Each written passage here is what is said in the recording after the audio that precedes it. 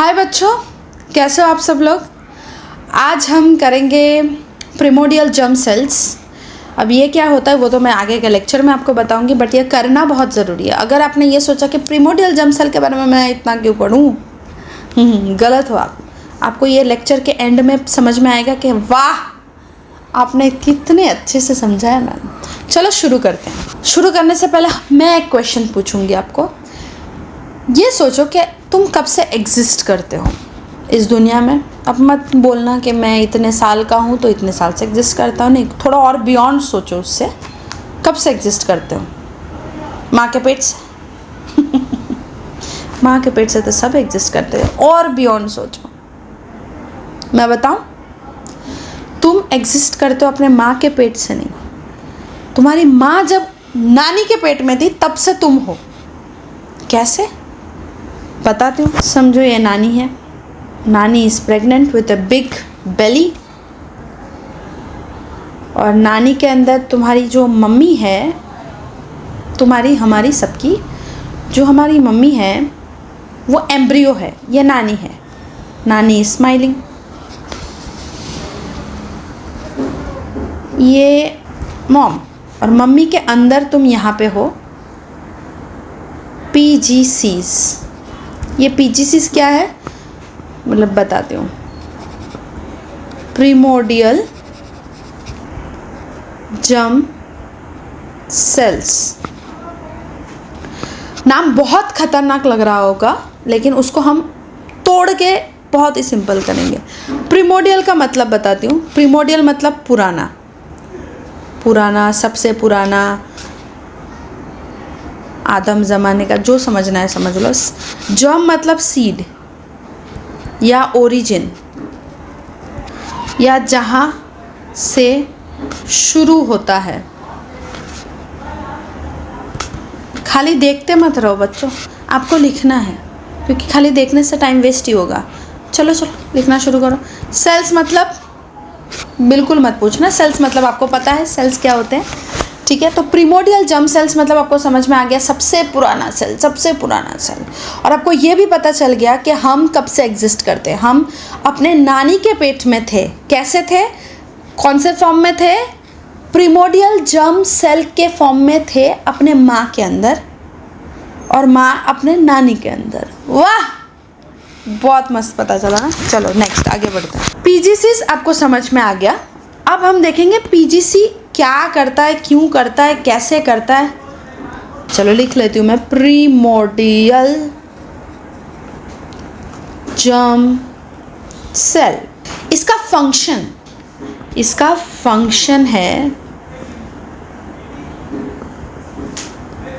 Gametes बनाना। बेटा ये gametes बनाता है। गैमीट मतलब स्पर्म या एग, या तो ये स्पर्म बनेगा या फिर ये एग बनाएगा। तो PGCs कब बनती है? जब बॉडी ऑलरेडी बन चुकी होती है, कुछ हार्मोन्स रिलीज होता है। क्या होता है, कैसे होता है, क्यों होता है, समझते हैं। क्यों इतना हेडेक कर ही रहा है ये PGC? रुको 1 मिनट, रिकॉर्डिंग चल रहा है। हाँ चल, रेड में बता रहा हूँ, ये एम्ब्रियो है। ओके बच्चे, this is the embryo. Embryo के बाहर आपको ये स्ट्रक्चर दिख रहा है, योक सैक के अंदर छोटे छोटे गोल गोल जैसे जो स्ट्रक्चर्स है, यही है PGC, प्रिमोडियल जर्म सेल, यही है। अब ये योक सैक के अंदर क्यों है? योक सैक क्या है, क्या करता है? योक सैक एम्ब्रियो के बाहर का हिस्सा है। जब एम्ब्रियो अर्ली स्टेजेस में होता है तब योक सैक ही उसे न्यूट्रिएंट्स प्रोवाइड करता है। समझे आप? योक सैक का काम क्या है? अर्ली स्टेज एम्ब्रियो को न्यूट्रिएंट्स प्रोवाइड करना। ले भाई खा, बड़े हो, ठीक है। और योक सैक के अंदर होता है PGC। अब PGC ना योक सैक से जेनिटल रिज तक पहुंचता है। ये इसका मैं रास्ता बता देती हूँ। PGC सबसे पहले हिंड गट में जाता है, उसके बाद डॉर्सल मिजेंट्री में जाता है, उसके बाद जेनिटल रिज में जाता है।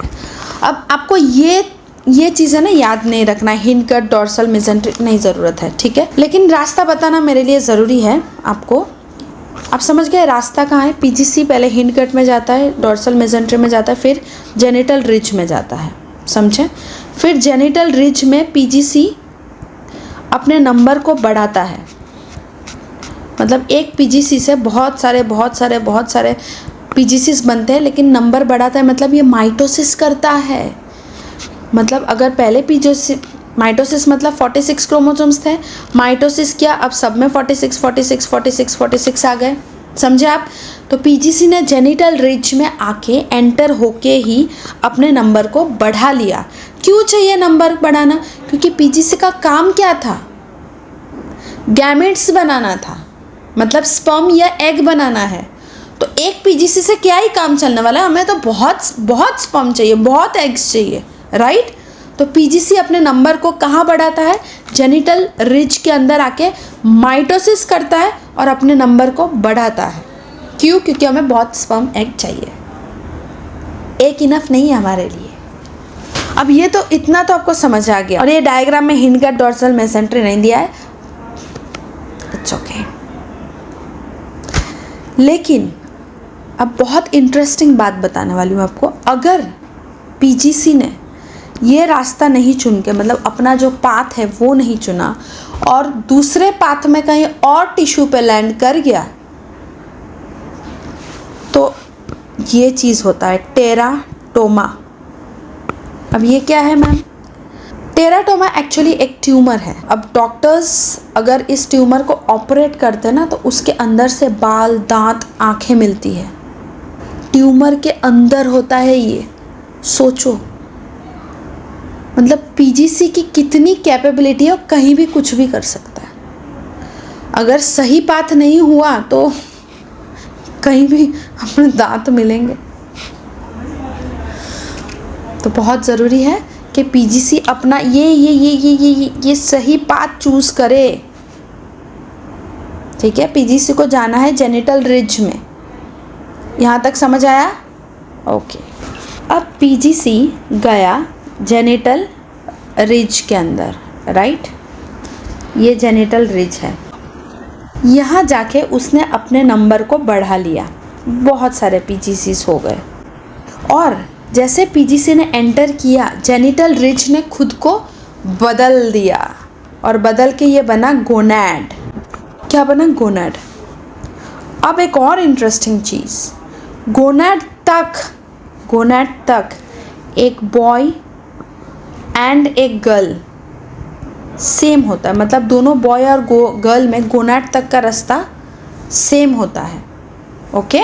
उसके बाद ये गोनैड अगर टेस्टिस बना, ये टेस्टिस का स्ट्रक्चर है, अगर टेस्टिस बना तो पीजीसी तो इसके अंदर ही है, टेस्टिस के अंदर पीजीसी है। दो पॉसिबिलिटीज़ है ना, या ये गोनैड टेस्टिस बनेगा या तो ओवरी बनेगा। दोनों में पीजीसीज है। गोनैड को सिग्नल मिलेगा तो या तो वो टेस्टिस बनेगा या तो वो ओवरी बनेगा, और दोनों में पीजीसीज ही होते हैं। तो अगर गोनैड टेस्टिस बना तो ये पीजीसीज इसके अंदर बदल के बनेगा स्पर्मेटोगोनिया। ठीक है? तो इसके अंदर पीजीसीज क्या बनेंगे? स्पर्मेटोगोनिया। अगर गोनैड ओवरी बना तो इसके अंदर पीजीसीज बनेंगे ऊगोनिया। लिख लो, ये सब इम्पॉर्टेंट है। समझे आप? फिर से समझाती हूँ। पीजीसीज ने, डायग्राम देखो, पीजीसीज ने माइग्रेट किया जेनिटल रिज में। जेनिटल रिज में पीजीसीज ने सबसे पहला काम किया अपने नंबर को बढ़ाना। जैसे पीजीसी ने एंटर किया, जेनिटल रिज खुद को गोनैड बनाता है। गोनैड अपने आप को अपग्रेड किया, गोनैड बदला। अब या तो ये गोनैड टेस्टिस बनेगा या फिर ये गोनैड ओवरी बनेगा। अगर ये टेस्टिस बना तो इसके अंदर के पीजीसी स्पर्मेटोगोनिया बनेंगे। अगर ये ओवरी बना तो इसके अंदर के पीजीसीज oogonia बनेंगे। तो अब आपके 12th के सिलेबस में स्पर्मेटोजेनेसिस है, उसमें स्पर्मेटोगोनिया है। तो ये गोनिया कहाँ से आता है? ये यहाँ से आता है। ये पीजीसीज बनाते हैं, खुद है पीजीसीज, खुद को कन्वर्ट करते हैं। समझे? अब पीजीसीज ना बहुत मैजिकल सेल्स है। आपको पहले तो पता चल ही गया होगा कि मैजिकल है, क्योंकि वो उसने किसी भी टिश्यू में ये सब बाल दांत आँखें बना दी। तो ये एक तो ये मैजिकल हो गया। दूसरा ये है कि नॉर्मल बॉडी के सेल्स जैसे एज होते हैं ना, टपक पड़ते हैं, मर जाते हैं, डाई, दे डीजेनरेट। लेकिन PGCs generation to generation carry forward करता है। फिर एक और इंटरेस्टिंग बात बताती हूँ जो आपके नेक्स्ट क्लास में मैं आपको समझाऊंगी। जब एक फीमेल का जन्म होता है, बताती हूँ आपको, रुको। जब एक फीमेल जन्म लेती है, ये तो बेबी है बट फिर भी ठीक है, तो उसके अंदर 2 मिलियन एग्स रेडी होते हैं जन्म के वक्त, एट बर्थ। प्यूबर्टी तक, प्यूबर्टी का स्पेलिंग गलत है, रुक जाओ, प्यूबर्टी तक ये 2 मिलियन घटते 4 लाख हो जाता है, करीब, ये सब करीब, एग्जैक्ट नंबर नहीं होता कब कुछ। फिर ये फीमेल अपनी पूरी लाइफ में ओव्यूलेट कितने एग्स करती है? ओव्यूलेट मतलब हर महीने एग निकला, मेंस्ट्रुअल साइकिल आया, जो ओव्यूलेशन होता है वो सिर्फ 400 to 500 एग्स। कितना कम है ना।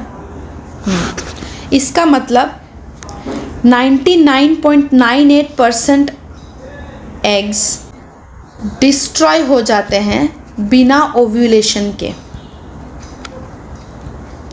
खाली 0.02% एग्स ओव्यूलेट होते हैं।